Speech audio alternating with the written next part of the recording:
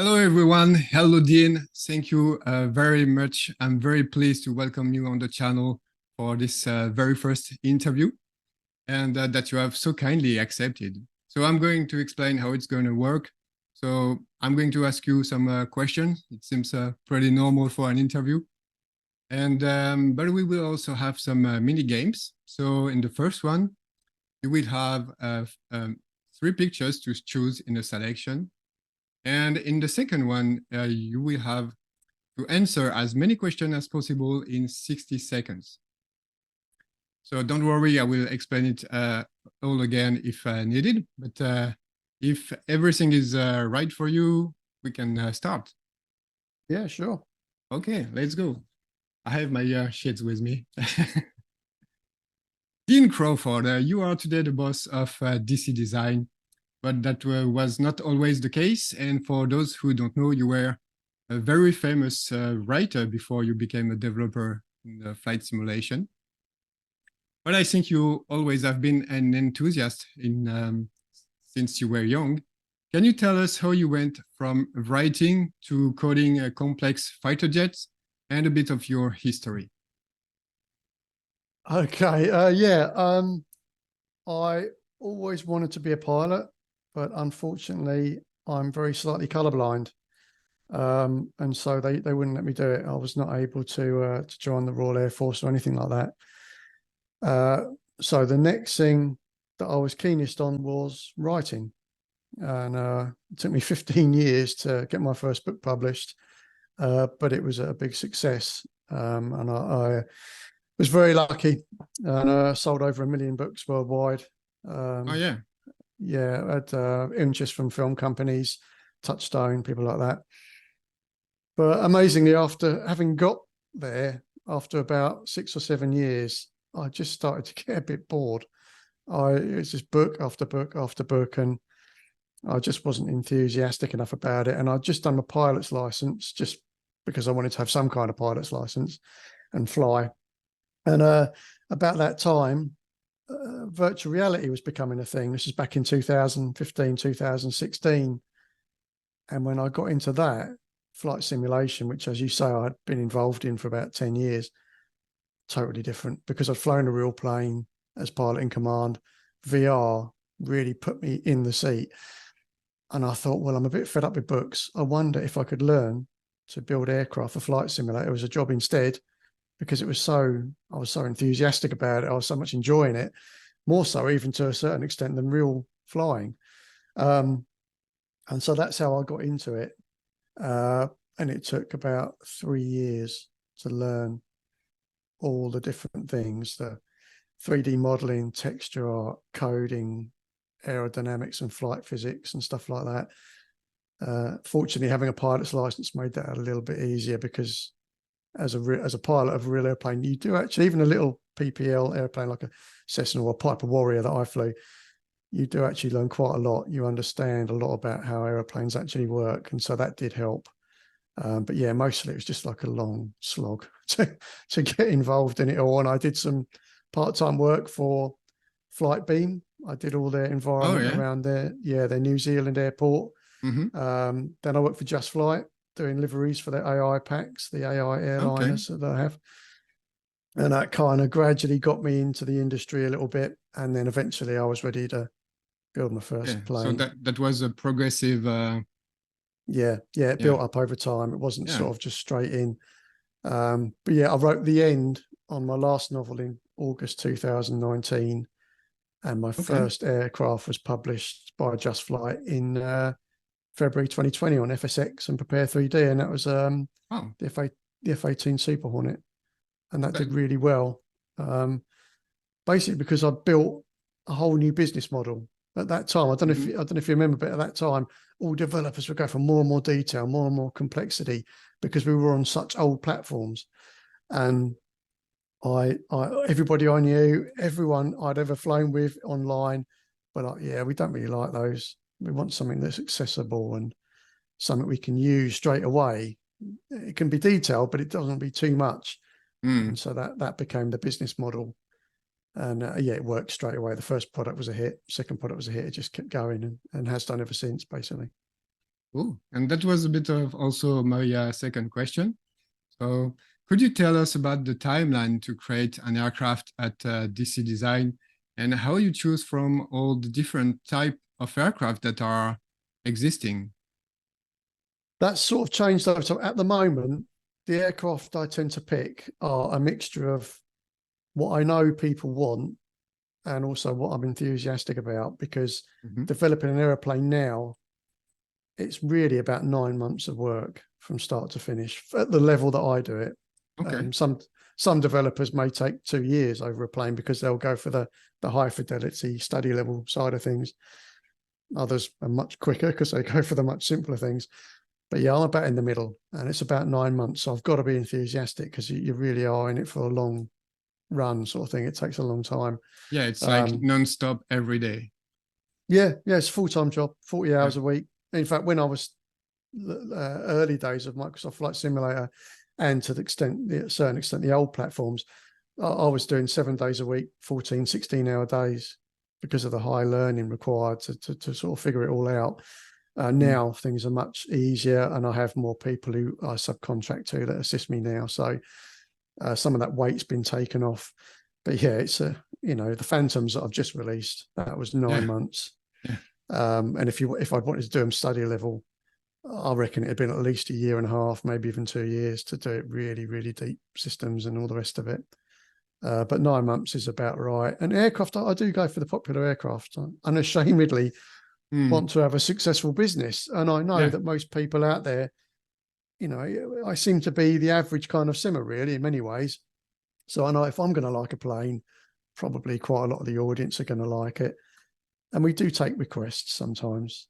We get people say, I'd really like you to do this. Most of the time we sort of say, no, we can't do it. Someone else is doing it. It's not popular enough. But every now and again, one will say it. And it's like, yeah, all right, I'll do that. We're going to put that on the list and we'll make it. And we're working on one now, which I can't tell you what it is. It's secret. But we're working on one now that was popular demand. People outside of the C5 that you already announced. No, the C5 isn't it. No, we've got one that is under wraps. Normally, what I do as a developer is I telegraph way in advance what I'm working on. For two reasons. It lets people know I'm doing it, and fans get excited, and they want to see it developing. That's something new I've done that other developers weren't doing. I would, on my Facebook page, I'll monitor the development of a product so people can see it all coming together.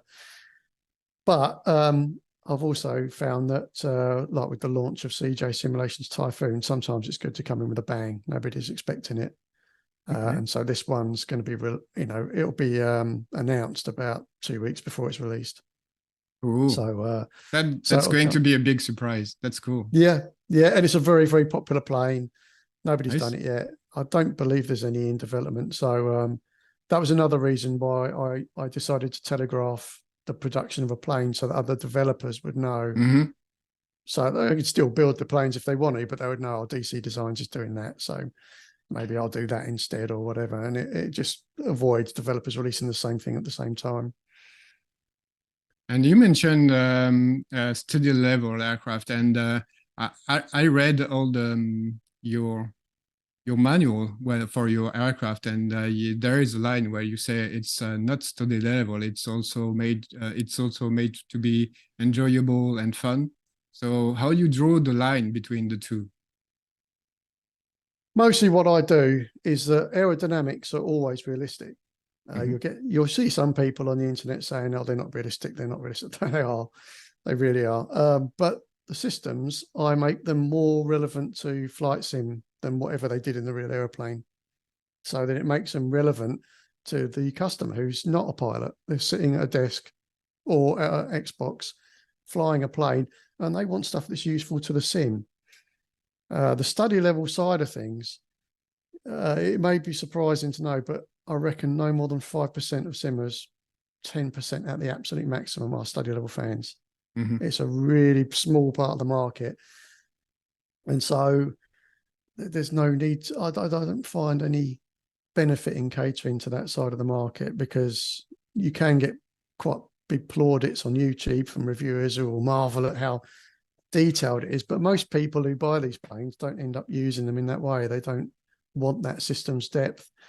Most people have jobs, you know, they've only got a couple of hours in the evening to fly their plane. They haven't got time to set up a long flight, get halfway through it, and then have an engine blow up because they forgot to flip a particular switch. I don't see any value in that. If the people that do enjoy it the most are the real pilots.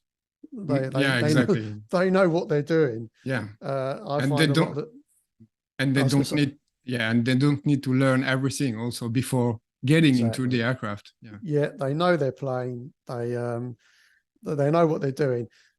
I do appreciate the study level. I being a pilot in real life, I do actually like the study level stuff. I'm very excited about the idea of doing one, but I just know I'd be cutting out 90% of the audience. You know, the reason I'm so successful is because of the way I do it, because it satisfies such a larger portion of the market. But from a personal point of view, I quite like them. You know, I quite like using them. But yeah, I do it the way I do it. Everyone can have a go. It's not elitist.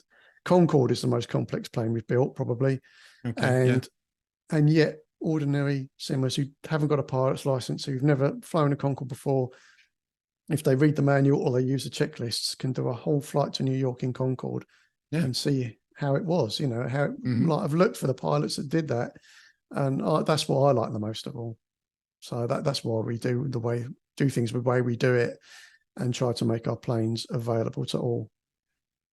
Yeah, I think for me also it's the perfect combination of the two.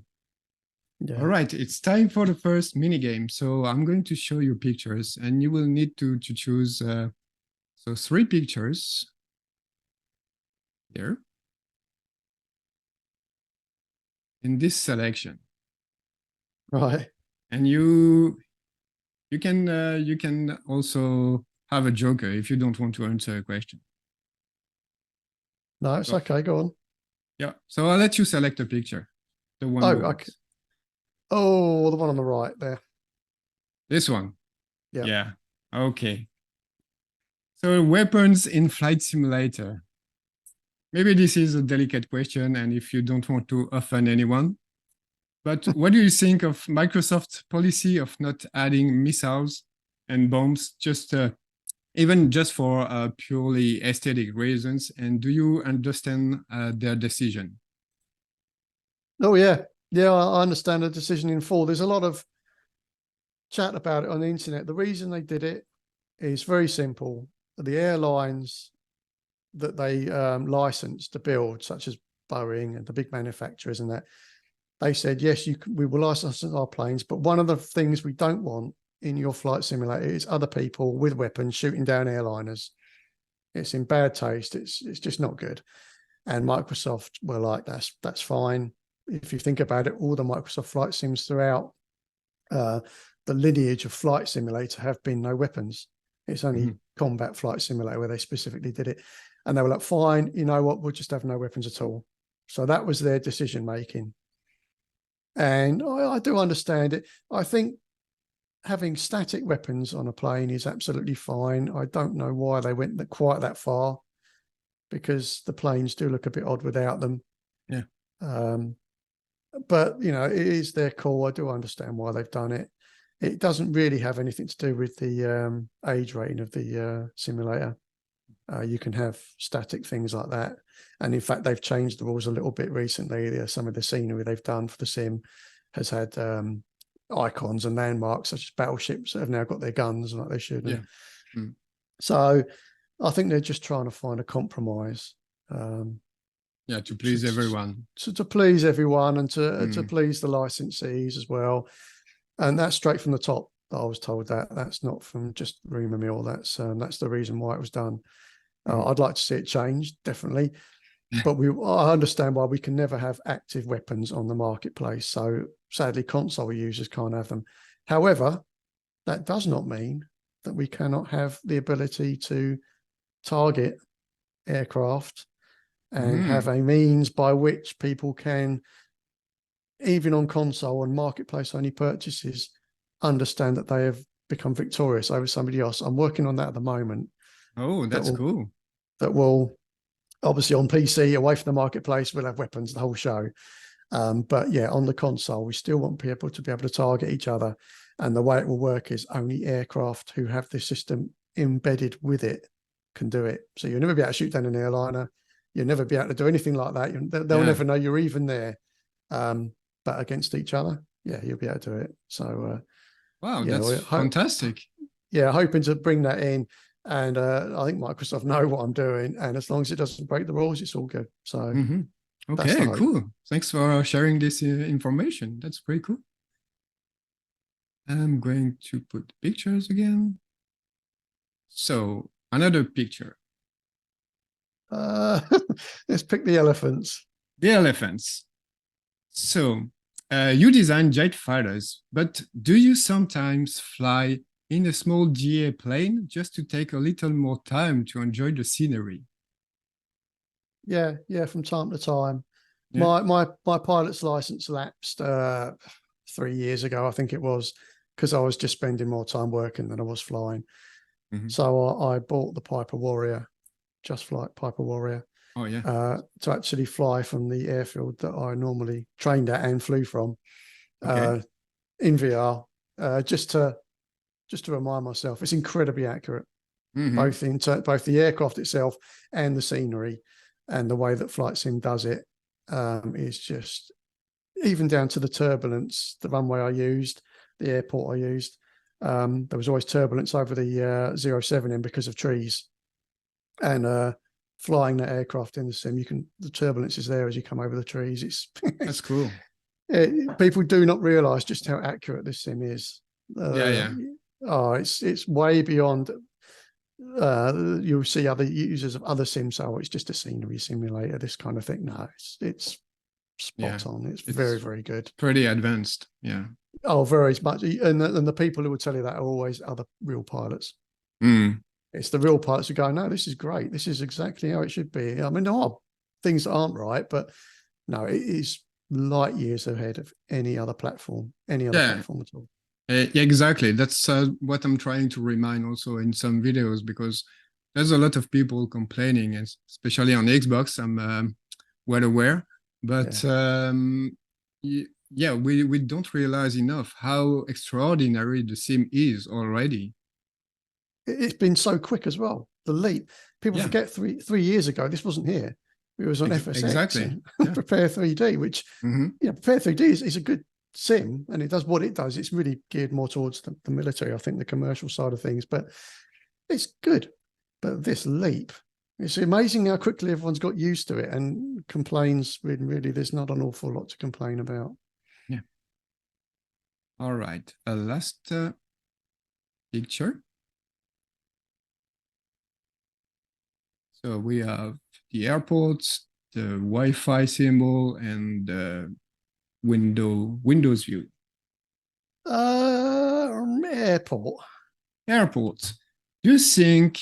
Oh, I need to stop this. Do you think that very realistic airports, Adam, are essential for the immersion and the overall experience in Flight Simulator? I would say it depends on the user. For the people that really like airliners and want to do that, which is a massive chunk of the audience, by the way, possibly even the biggest chunk of the audience, they're going to want to land in something that looks exactly like the real thing. So yeah, for that user, I think it is.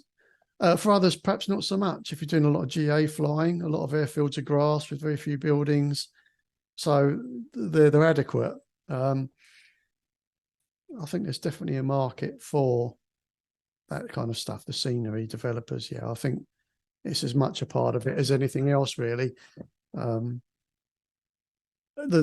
airports that we have now do look a lot better than they did in any of the other sims. The standard stock stuff is really much better.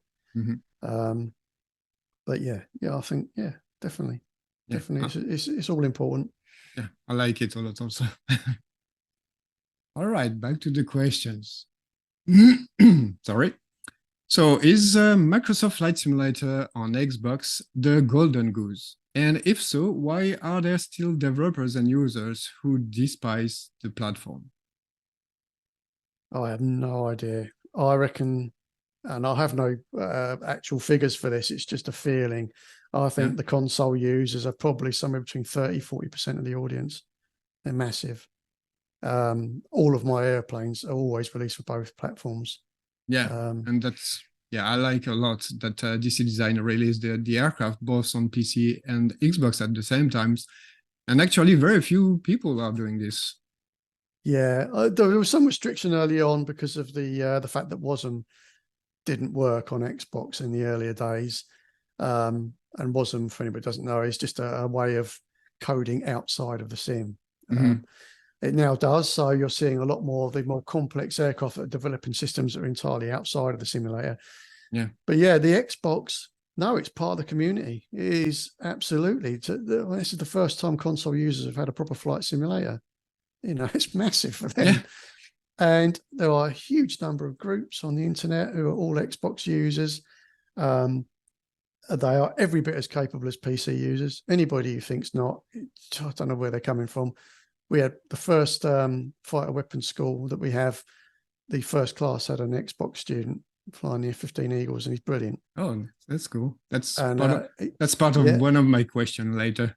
Oh, okay. Yeah, there is nothing between them. I mean, there's as many people having fun and flying under bridges in Xbox as there are in any sim. You know, a lot of the elitism we see is something that's in any hobby, and it's only the minority of people that are like that. Most people are just having fun together. Don't care whether they're flying with someone on console, PC, doesn't matter. Yeah. There are ex-fighter pilots using console on Microsoft Flight Simulator. I can say that for a fact. Cool. Oh yeah, loads. And in fact, there's far more fighter pilots using Microsoft Flight Simulator than there are the other combat sims out there. That's not because the other combat sims are no good. They're excellent, but the audience is just so much bigger. It's going to have more using Microsoft Flight Simulator. I've spoken and had testers on my planes, you know, who are 9,000-hour test pilots with the Marine Corps in America and stuff like that. You know, these are the real deal. And many of them, as I say, are using console. They want to get away from the hardcore and they want to have fun with it. So, no, it's not the golden goose. It's something that Microsoft supports. It increases the audience, and with an increased audience, there's more people building more stuff for Flight Sim. It's good for everyone. Exactly. So I know the others people are very important to you. Can you explain how you work with CG Simulation? Is it a partnership you have built together? And can you tell us just a little bit about the next CG Simulation upcoming Rafale launch? Okay, yeah. What I've done, there's three companies. DC Designs is just me. SC Designs is my family's company. I built the F-16s, released them as SC Designs, and gave all the profits to my parents so that they could have a better retirement, and our brother, who wasn't very well at the time, and it helped them support him. CJ Simulations is codename Jack. Now, codename Jack came in the scene fairly early, within the first 6 months of me joining MSFS with the F-15 Eagles. And he's just this genius coder, flight modeler. He's really, really good. And he was doing so much good. I was paying him really well too, but he was doing so much good work to my airplanes, and I was taking still the lion's share, even when I was paying him well. And I, having had the F-16s for SC Designs work so well, I said to him, look, I'll build you a plane and you can have it. And you create your own company and you take all the profits from it, because you're going to get so much more than what I'm paying you. And it might give you another career possibility. And so we did it. And that was the one we kept quiet. He wanted to come in with a bang.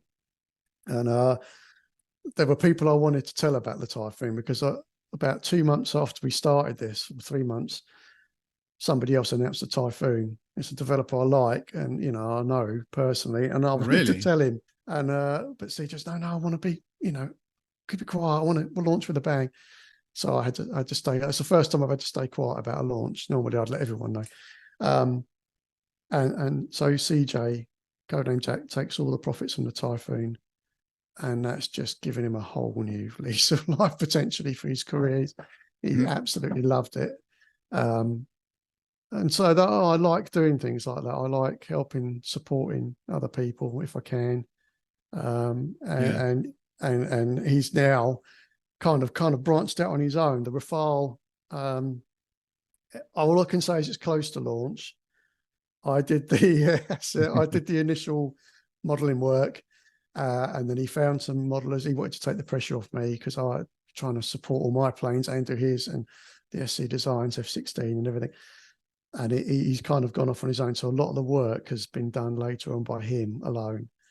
And the avionics are just mind blowing. I mean, it's like Star Wars, what he's done with it. It's amazing.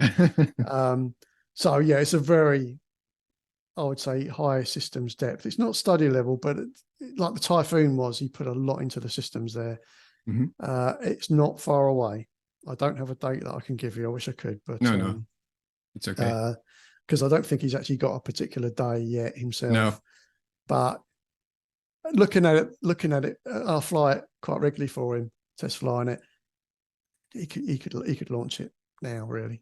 He's just trying to get everything absolutely perfect. Perfect. Yeah. Absolutely. He knows people pick up my planes for like things like texture art because I've had to do everything myself and I haven't spent enough time or been able to spend enough time on every single aspect. And he wanted to kind of spend that extra time because he's only got the one plane to focus on right now. That's cool. Yeah. And so he's just going that extra mile. And yeah, but it's not far away. I hope it does really well for him. He's worked very hard. In fact, that's got to have been close to 8 months, I think, in development. So it's good. And it's both variants. It's the naval variant as well in the pack. So yeah, he's got on both, so you can land on carriers with it as well. That's going to be fantastic. I can't wait to see this plane coming. Yeah. So the next question was about this year you've created something completely unique in Flight Simulator, as far as I know. A school of dogfighting for a game that doesn't simulate weapons, but I know that doesn't really matter because real pilots don't fire missiles at their students anyway.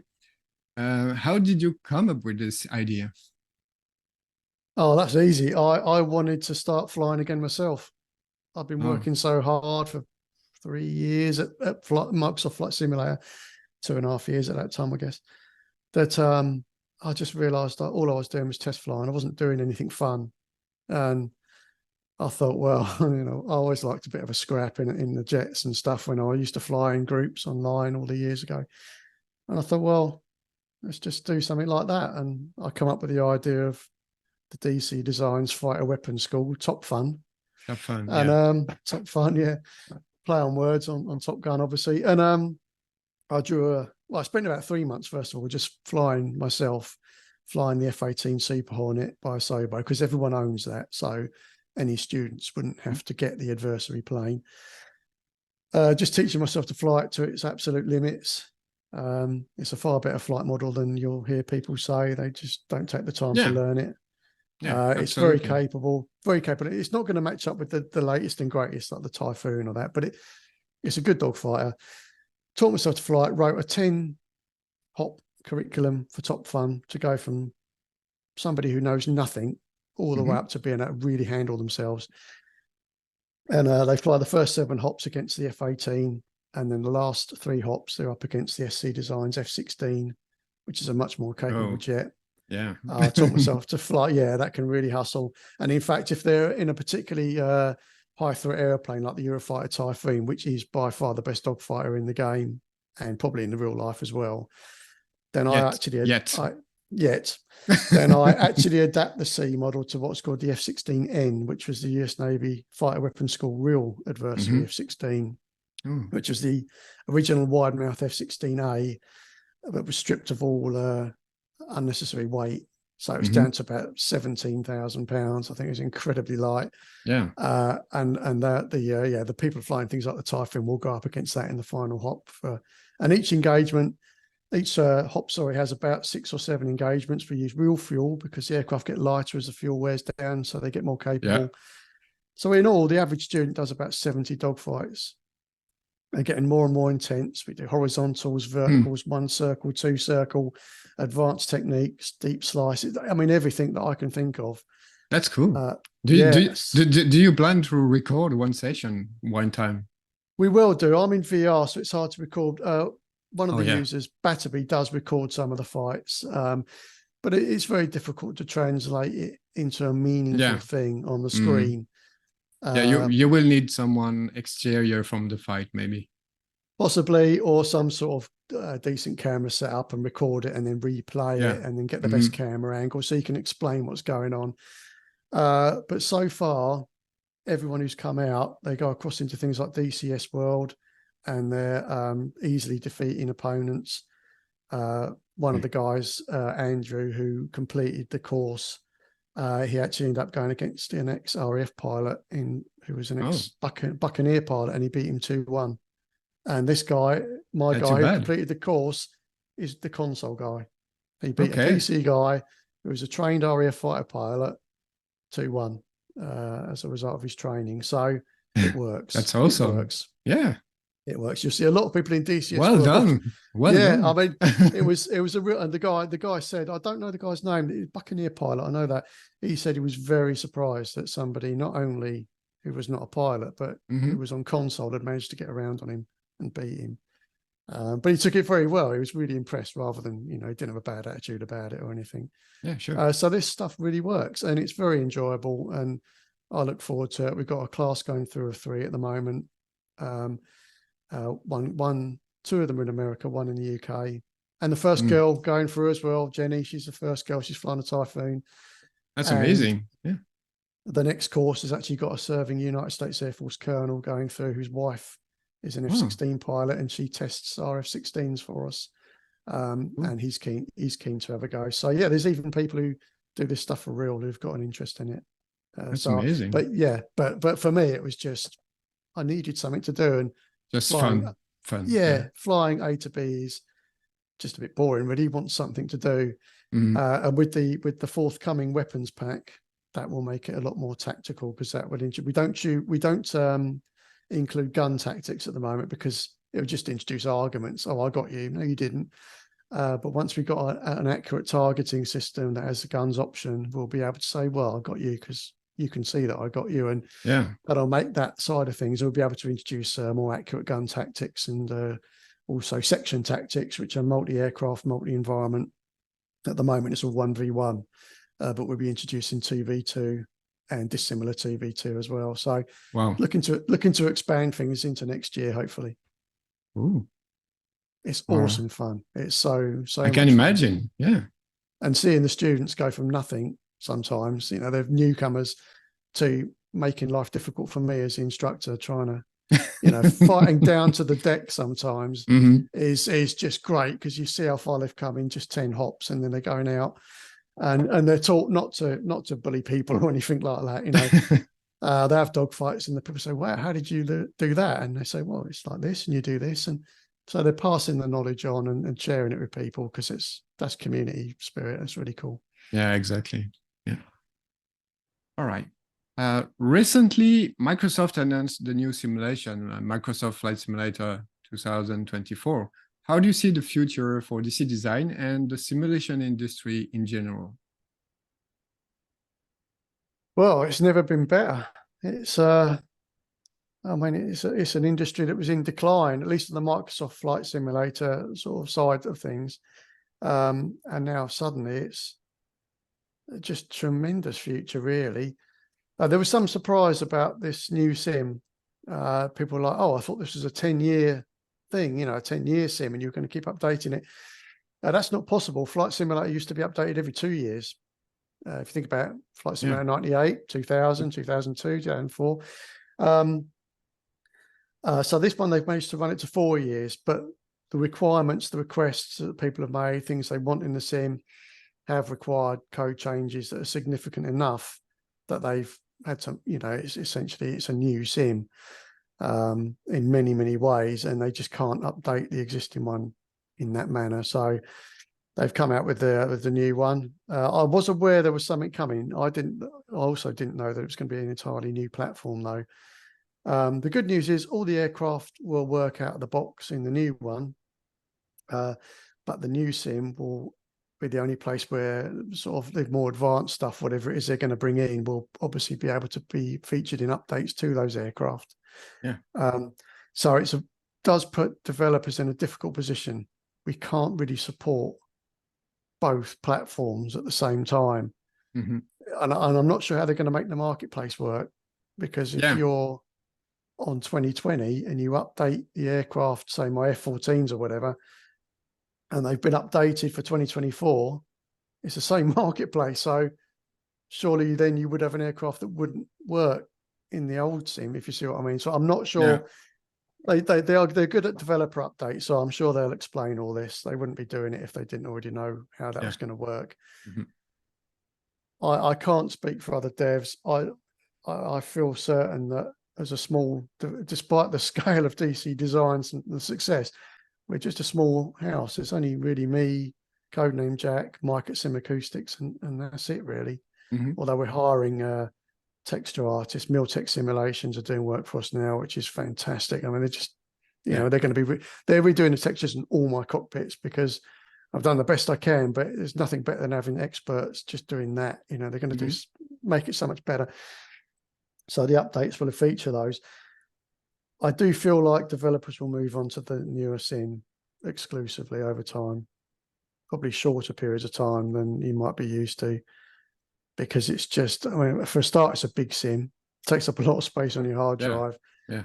Trying to support both, I think it'll just be too difficult. What I'm hoping is that when you update for 2024, the updates work on the older platform without adding anything extra, if you see what I mean. So, for instance, if they create a new flares effect, Chaffin flares, you'll be able to put it on the new sim. The old sim version will be updated, but you just won't see them. Yeah. That's what I'm hoping. So everyone will be happy. They'll still have if they don't want to go to 2024, all this stuff will still work the same with every update. They won't notice any difference. So, and the 2024, you'll have these extra things, whatever they might be. Yeah. But from the very few videos that we have seen so far, I think everyone will switch, because it looks so much better. It will look so much better. The majority of purchases of Microsoft Flight Simulator, not all, but a significant percentage, are Game Pass. Yeah. So they'll just get updated and they won't have to pay anything. You know, they're paying their $6.99 a month or whatever it is, $10 a month, whatever it might be. And so they're getting that product anyway. I can see that being a good way forward for a lot of people too. Yeah, we'll probably move forward with it and just roll with what the changes are, because as you say, most people will do the same. I can't see anybody wanting to go backwards, you know, or just stay there, especially if you're on Game Pass when the update doesn't cost them anything. So yeah, I think that's just a sign of the times, I think. And every 4 years, it's not so bad for people who do want to own outright. I mean, you think about the number of hours people spend on this, you're getting value for money in such a way, whereas other games, of course, the AAA games, you're paying more sometimes, and you finished it. Whereas Flight Sim just you know, it's endless entertainment really. So yeah, I'll probably roll into 2024 and just go with the flow. So you mentioned Miltech Simulation working for you now to improve your cockpits, but I know that you just announced you were going in a new phase at DC Design to improve all the existing aircraft. So is it a separate update that will come later, or is it in the same update pack, let's say? Some of them will be in the same update, some won't. Okay. This is phase 3 of DC Designs. This is the long-term business plan, which was, I had to sort of restart again when Microsoft Flight Simulator appeared, the current version. I was almost there on the older platforms, and then I had to sort of redo everything. Phase 3 is just taking what we've already got and making it better. My weak spot has always been the texture art. I can do it. I'm all right, but it's compared to what some developers are doing. Yeah, it's always been a bit behind, and I'm conscious of that. I want them to be better. So hiring Miltech, who are just brilliant at it, was the best thing I could do. It's like reinvesting in myself and saying, well, I could take those F-16s. I'm going to update them because there's some geometry changes need doing. It's a little bit off. And then here you go. Here's the cockpit. Now you make that texture art better than what I've done, and then we'll release it. Some of the planes are going to be updated before they'll be able to do that work, so they'll be updated anyway. Yeah. For instance, I'm working on the Okay. F14 Tomcats at the moment. Yeah, I'm adding the F14D Tomcat 3 to the package. They'll be done and finished before Miltech get around to that, but then they will do it also. Concorde, I'm hoping they'll be able to do at the same time. Concorde's next up for the big update. That's just getting completely redone. Even the exterior, I've got so much I want to do to it. That's cool. Yeah, and adding the Siva INS and everything as well to the cockpit, so it's more like a real Concorde. And then giving that to Miltech to then say, okay, do work your texture magic on it and just make it better. You know, it's good, it's all right, but it's not good enough. It's already a Or very not, good plane. yeah, it's already a very good plane, but it's not as good as it could be. And I want to see them get as good as they could be and be at that sort of high level of visual fidelity.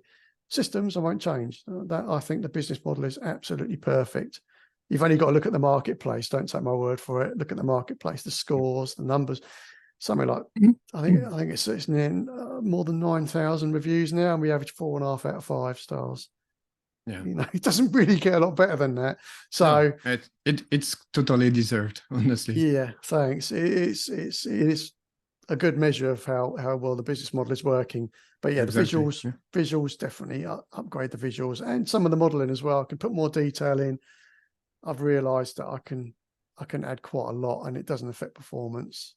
Ooh. I was cautious to start with because it was on the old platforms where I started, you were scrabbling for every polygon, you know, and the more you added, the slower things got.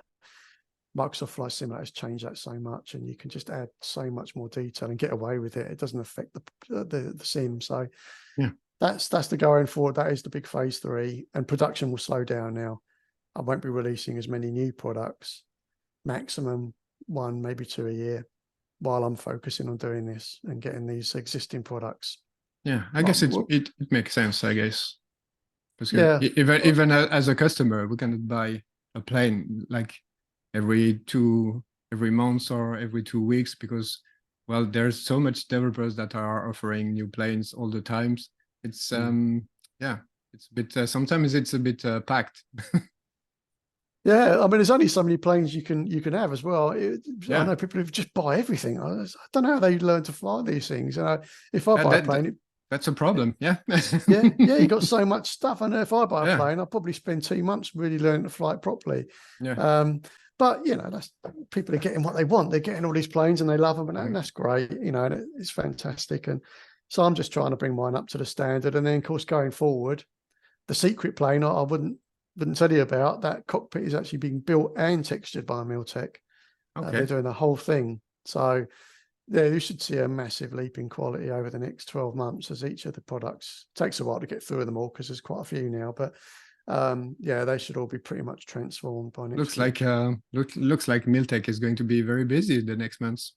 They are. I mean, they're building their own stuff as well. They're doing the Chinook, which I'm very much looking forward to. I've flown on those, so that'd be exciting.